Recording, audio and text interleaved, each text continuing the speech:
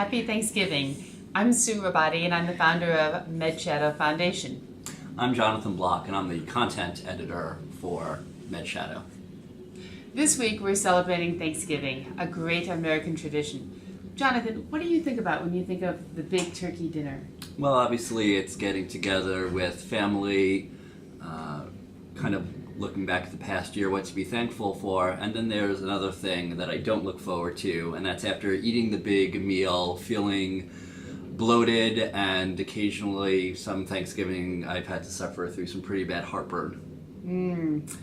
And lethargy and tiredness, the famous Exactly. tryptophan effect. Yes. So that's what we're here to talk to you about today.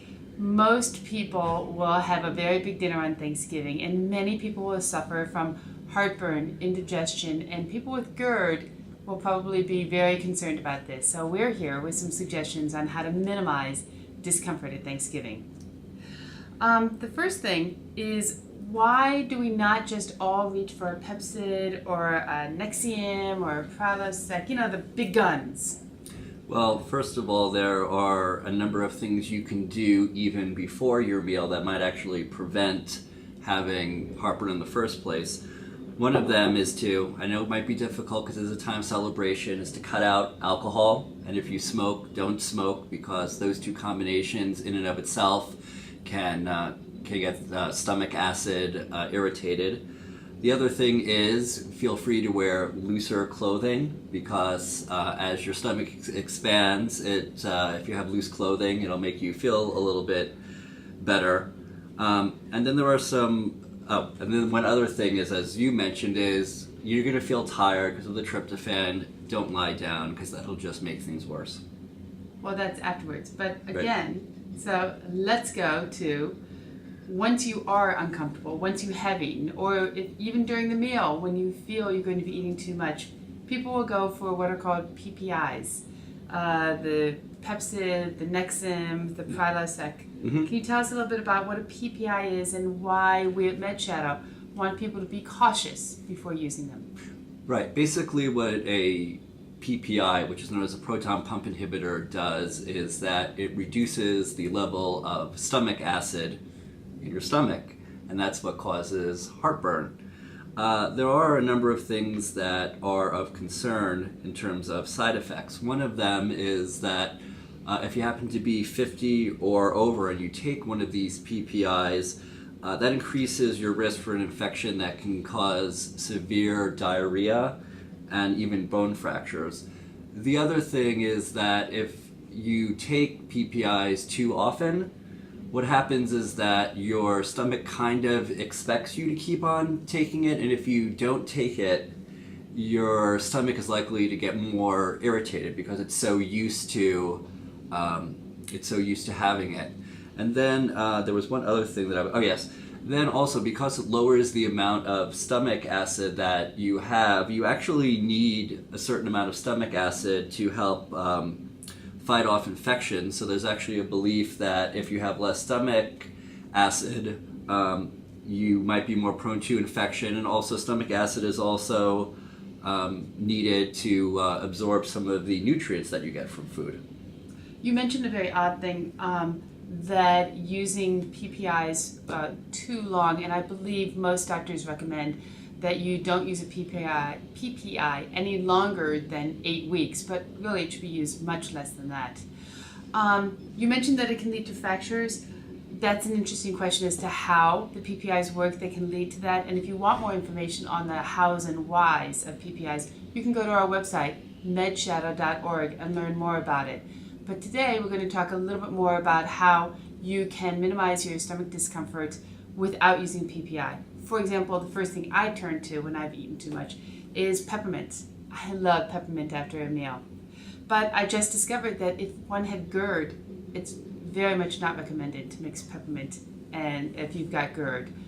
If you have a simple upset stomach, it's perfectly fine for it. What do they use in your family?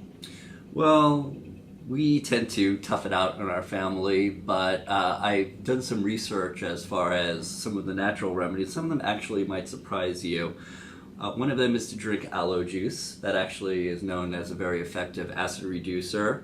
Chewing gum is another thing. I chew gum after every meal, almost every meal. It cleans my teeth and it calms my stomach. I like that. Just make sure it's sugar-free for obvious reasons. You don't want to get cavities. Bananas also apparently have natural antacids in it. You also might try 2 types of tea that are known to soothe the stomach. One of them is ginger root. The other one is chamomile.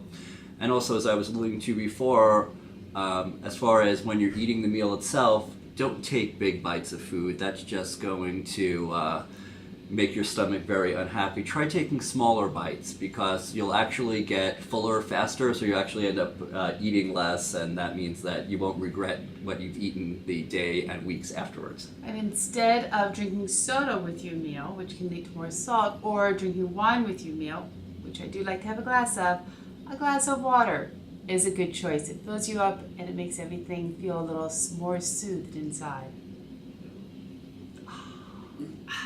Now, bicarbonate of soda, baking soda, or as my husband's family loves, Brioschi.